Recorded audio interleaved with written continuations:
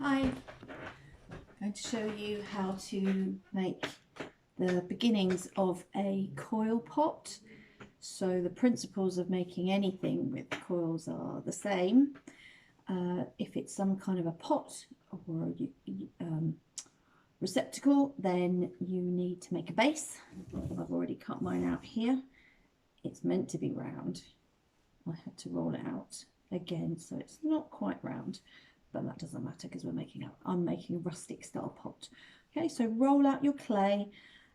Be very careful that it's the same thickness all the way through. Try and get it a uniform shape if that's what you want. Remember to use your wear board. You can use an ordinary rolling pin. If you want to be certain of the thickness, then find two things which are the same, flat and the same thickness, and you can use those to roll the pin over so that your clay doesn't go any lower than that. You need your pottery knife or any kind of a knife that you have, a blending tool, this is in your kit, ruler you probably won't need unless you're doing something square or oblong, slip that we made earlier, this is your glue, so take some tiny pieces, small pieces offcuts if you've already started making, of clay and make it into a thick paste using an old paintbrush, not a nice decorating brush like the ones from Kaleidoscope in your kit because they'll get ruined. Try not to flatten it like this. It's a nice thick paste. There's your glue. Okay, so we're going to start by building up on this base. I've prepared some rolls here, so very important, take a piece of clay, I'll show you how to roll first. Take a piece of clay, it's guesswork really, flatten it out into a thick sausage shape, a thick roll like this. Be really careful not to apply too much pressure. This is soft stoneware clay, so if you press too hard you'll get indentations and you'll get it not thick, not the right thickness all the way through. So gently, like a cigar. Okay, so we're going to try and roll so that it's long enough to go all the way around the pot, so we don't have to slice and dice, which makes for a lot of tricky blending of the clay. Okay, so we'll start like that. Now the key to not getting indents is to try and use your palms and also to do a V shape. And you press very gently and very gently pull at the same time. So you're pressing and pulling apart like this. But really don't press very hard at all. The gentle pressure, obviously the harder the clay, the more you can press, and vice versa. What we don't want is fingers like this, so that you would get lines in the clay. But doing it this way, you see, you're rolling, and especially if you use your palms, you're kind of rolling across your fingers, so it shouldn't make indentations. If you press too hard, you might get little folds. That's not great because then that might fold in on itself and you'll end up with air inside the clay. And what's inside air? Water, and water is the enemy of clay. If it's trapped inside and doesn't get a chance, very often if it's quite deep inside, it won't get a chance to evaporate before you put it in the kiln, then it will expand in the kiln, the moisture and or the air bubble will, blow, and then you'll get a nasty air bubble or a crack in your clay. Okay, I pressed a bit hard there, so that one started to go a bit flat. Just try and round it out again. Not the end of the world, it just means your coils won't be even and round. So see, it does pay to take your time. If you try and rush, then you might end up with uneven coils.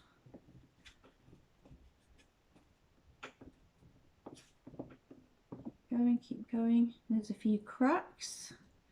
You best not use them now. You can use your kidney, soft kidney, very gently smooth over the surface.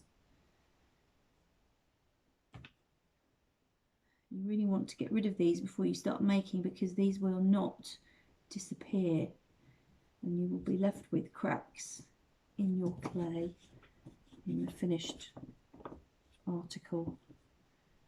Okay, nearly there.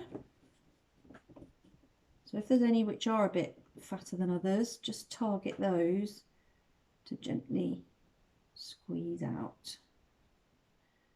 Only want a couple more millimeters. Cracks appearing. You can apply a tiny bit of slip to help smooth out the cracks, but you really don't want to put too much of that on, or water, because you kind of distort the clay, and then when it evaporates, the water evaporates, you'll still be left with the cracks. Okay, right. So we're going to attach to here. You cross hatch around the edge. Always lay on top of the base, not around the edge, because then the whole sides don't slip off. You can use a knife or any sharp tool, like this sculpting tool. Doesn't even have to be very sharp because this clay is soft. You want to work as quickly as possible, really. So get some cross hatching, some scoring in there. Your slip. We also need to do the coil, so figure out which bit's going to be your base. Cracks there. So let's make this side, I don't know, much of a muchness really.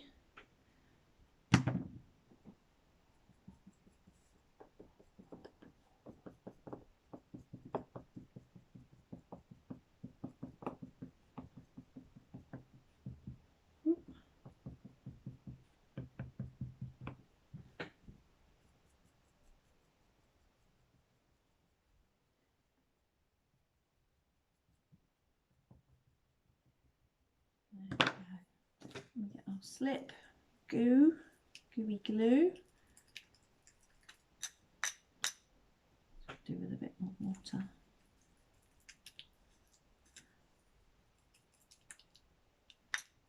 And put that on our cross hatches on the base.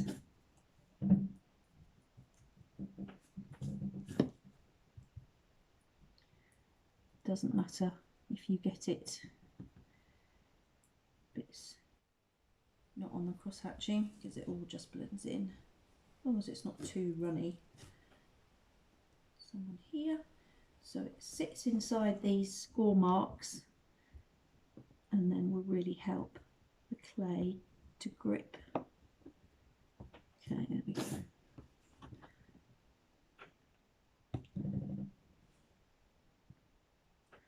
Okay, try and match it up with the edge. My wonky edge. Trim that off a little bit. Try and make sure when you are trimming that you use the knife straight, so you don't get a kind of angled rim to anything or edge. Okay, now I've judged that pretty well. So first I'm going to wiggle so that it really sits well and grips where we've done the cross hatching, like with Velcro. Just a little wiggle, make sure it's upright. Then actually I'm just going to detach this. I need to put some slip on the ends. If it was too long and overlapped, I think these other ones are, I'll show you in a minute, then you just basically layer it on top and then slice through the two, and then you can get two nice clean edges to attach. Give them a wiggle. It's very important that two clay bodies are blended together and not just sitting on top. Now this is not blended enough, even though I've used slip. It's not melded enough, so kind of press it down very gently. Obviously you don't want to squash your coil, and then you want to use your sculpting tool. Well, first of all, actually just run around the edge with the finger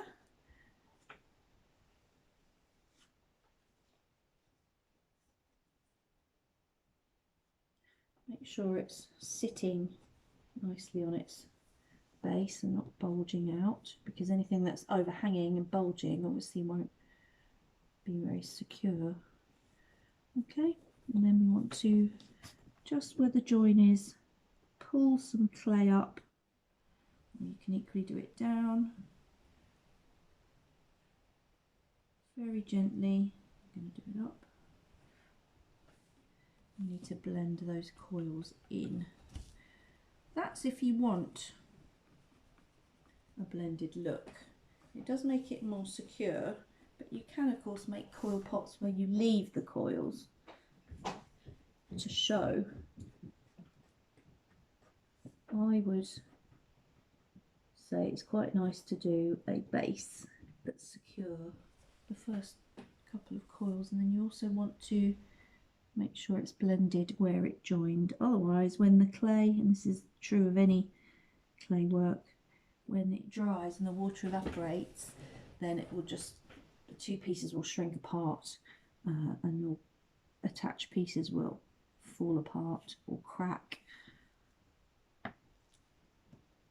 And once things have cracked and the clay is dried, there's nothing you can do really to glue them back together, but to do all your attaching work while it's in this state, and this is called greenware, a wet clay. There's various stages that it goes through. Cheese hard, then you get leather hard. Some pieces I made earlier will now be leather hard, where you can still just about move them and maybe trim them with a knife if anything's uneven, but they're too hard to shape. This is still very soft. And then the whole thing before it gets fired is called, before it dries, is called greenware.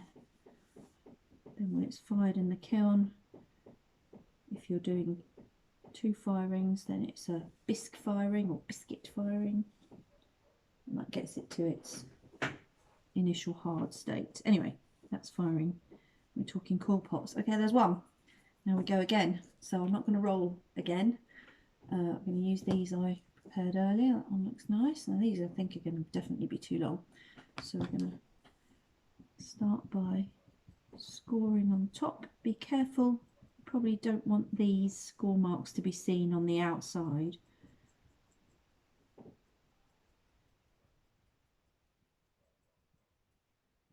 So just take care to do them slightly on towards the inside. Of course, if you're going to blend your coils all the way up, then it doesn't really matter if you get marks on the outside, but if you're going to leave them as coils and blended,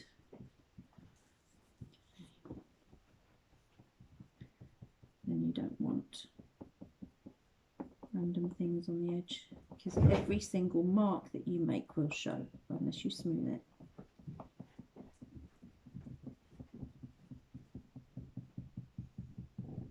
It's a long one. I probably don't need to do this much cross hatching because I'm going to be chopping off with it off. Let's go a bit faster. There we go. I want to slip.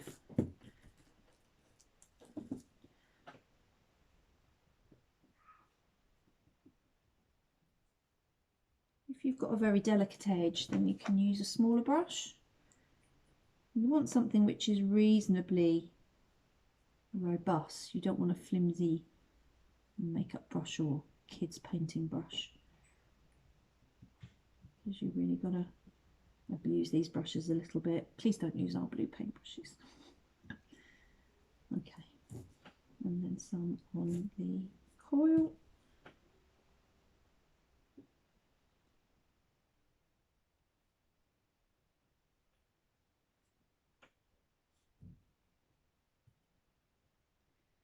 Of course, when you're making indoors rather than in a workshop or a garage, you're gonna, especially this time of year, or if it's sunny, the temperature indoors plays a part in how quickly your clay dries. So you've just got to be aware you can't hang around, the slip dries out, everything dries out, and once things are dry, much harder to work with. Get lovely and messy. Okay, let's get this coil on. Try. Where's my attachment? It was over here, wasn't it? try and do your joins in different places around the edge. Okay, that part's nicer than this part, so I'm going to just where it starts thinning, drop it there.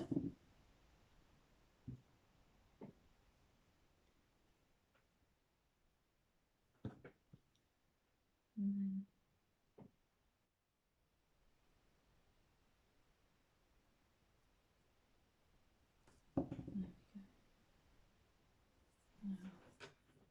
tiny bit of score and slip on the join.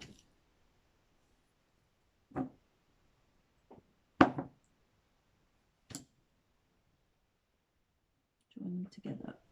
Straighten it all up, check your previous one. This is coil pots. It's a lot of peering over the top, making sure that everything is upright and even.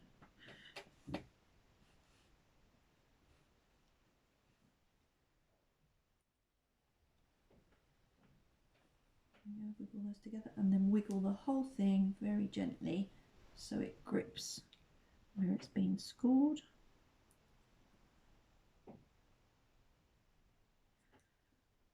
And then blend in your join, very important. You must always do that. The join where you joined the long, cut the long piece off and joined it together. Because whatever kind of decoration or look you want on the outside, you definitely want that joined. And again, I'm going to smooth this out. As it's getting harder, or as we say, going off, it gets harder to pull the clay down. You can put your thumb on the inside so that you're not bowing it inwards.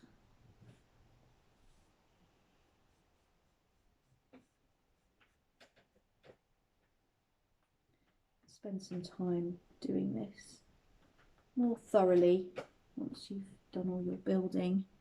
Again, as long as it hasn't dried out. Don't wait too long, because then you won't be able to move the clay. So as far as this clay is concerned, once you've done this, it's now one piece rather than three, we hope.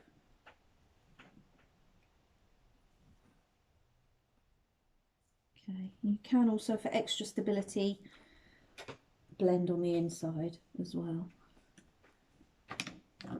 You can smooth out using your kidney.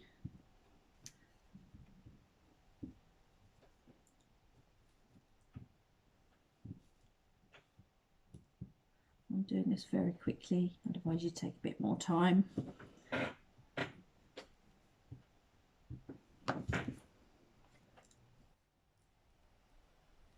Move your fingers, whatever you like. Now that's not brilliantly smooth, I'm going to do some more in a while. I'm going to get these coils on before they break. Right, something else you can do is twist. I'm just going to see how much of that I need.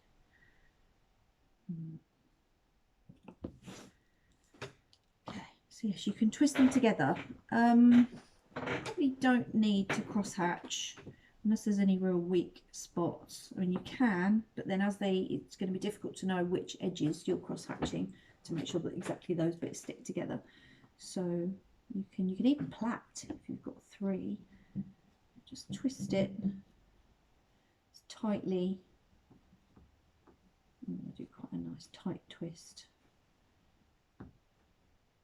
If you see any weak spots or folds where you've rolled, then smooth them out. Use your finger or your kidney, whatever you're comfortable with. I always want to do things with my fingers before I reach for a tool.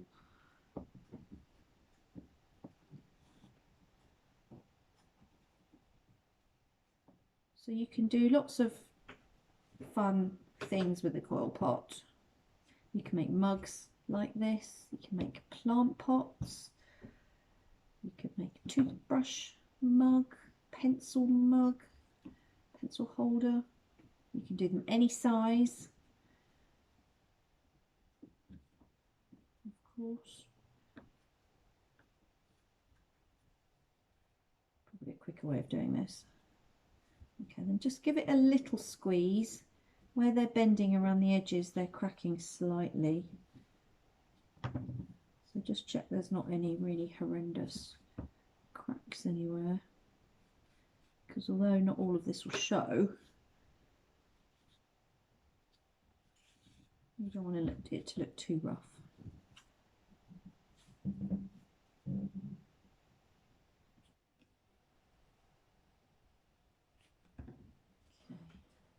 I hope it's long enough.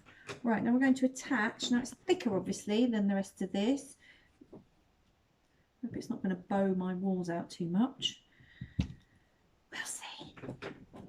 Do I do the overhang? I think I'm going to have the extra width on the outside slightly. Okay, so we definitely still need to slip and score. Score and slip. Because this is only going to be touching, it's not going to be flush, so it's only going to be touching in certain parts.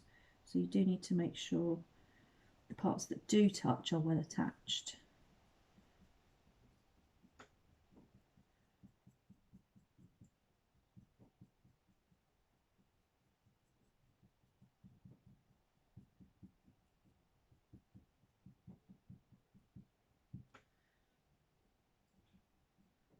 Okay. Slip. Let's see what side I'm going to use. Again, it doesn't really matter.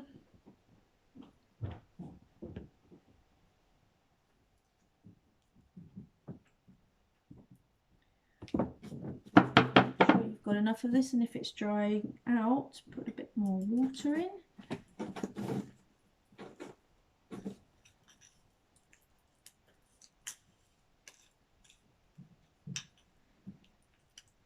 Look at that goo. There we go. So that's the bit I'm going to be attaching. Oh, and on here, plenty of slip. Again, as long as it's not too watery, as long as it's nice and thick and gluey, there's enough clay in there that won't evaporate. The water will evaporate and the clay will help it stick. Okay. Make sure you do slip to slip. Remember where you've, oh look, there's lots more. You don't have to trim it, of course. You could go up if you don't mind a slightly wonky, well no, because then we'd have a hole. Okay, so I'm going to trim it.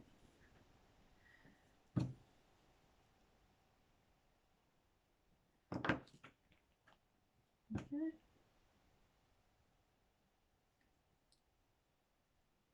This can be quite shallow, doesn't have to be an actual pot, it could be like a mini sort of basket, anything you want.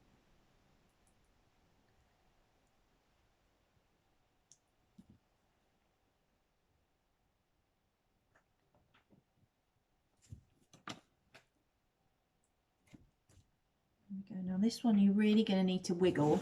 You're really going to need to wiggle it to get it to stick on, or to grip, because we didn't put slip or score the underside of the coil. And once it's got the weight of the rest of it on top, and as long as that's properly blended, shouldn't be too much slippage. Okay, the other thing you can do, lots of things you can do, your coils. Oh, mess that one up. Is sort of create loops like this, but you've got to be sure that they don't crack where they loop. These are just slightly going off a bit too much. Make sure it's even.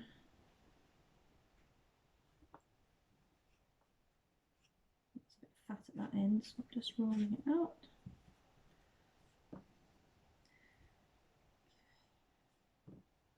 Actually going to do it a bit shorter. I want to slip score where it's going to attach, so maybe flatten the ends.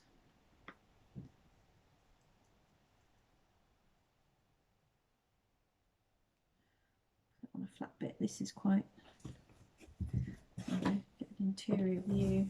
Look how it's stuck to the wear board. I'm going to put it here because these coils aren't so tight.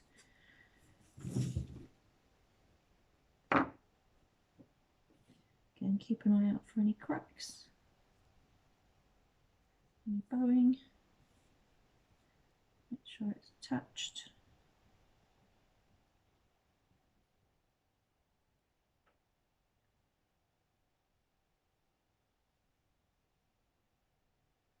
Well, I made that a bit thin, so where I scored it, it's just started to come apart.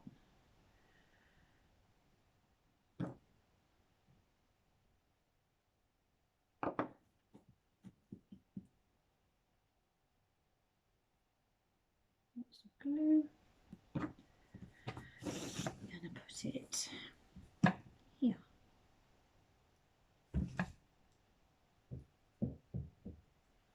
And there.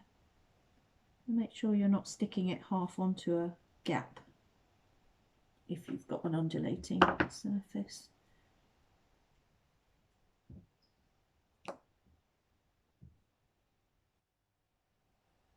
There we go. Could be handles, in which case you would really, didn't think of that, you will really need to blend them in, and they might even need to be slightly thicker than this, and certainly with no cracks in. Or you can carry on building. You could do several kind of loops like this, or holes, and then you can carry on building your coils up around it so that you've just got holes inside halfway up. Really make sure you meld that together.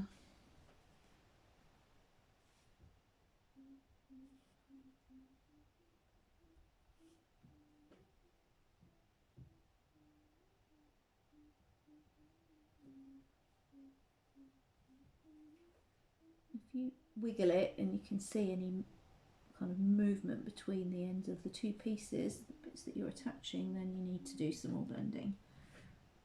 Try and get on the inside as well, that's also important. And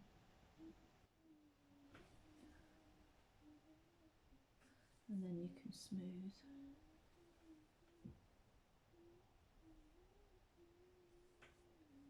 Check for cracks.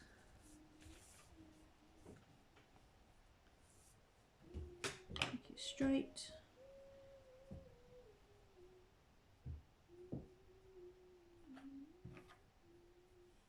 This one doesn't feel like it's on brilliantly. I'm actually going to carry on doing more coils and go over this so like a little window. You can make it as high as you like, just be careful obviously that it's stable. Once you've finished, good idea to cover loosely with newspaper, keep it on the wear board, otherwise it'll stick, and put it somewhere warm, an airing cupboard or a part of the house that isn't definitely not near a radiator, or in a garage. That will take longer. Depending on the outdoor, or depending on the ambient temperature, it could take, and depending on the thickness of the clay piece that you've made, if you have a really thick base or a really thick coil, or you're making a sculpture or something and it's thicker, then obviously it will take longer to dry out, but it could take a week to 3 weeks. I mean, really, how long is a piece of string? But you have to just keep going and checking on it. If it looks like it's drying unevenly, maybe rewrap the newspaper, rotate the piece, move it somewhere different. Okay, if you're decorating and you're using underglazes, then you will want to paint it obviously before. You can paint it at any stage, probably not when it's really wet like this. Let it dry a bit, or let it dry completely, and then you can paint it, because it's going in the kiln. The glazes and the underglaze paints and the clay will fire at the same temperature. That's how come we can do it with just one firing. Okay, hope it goes well.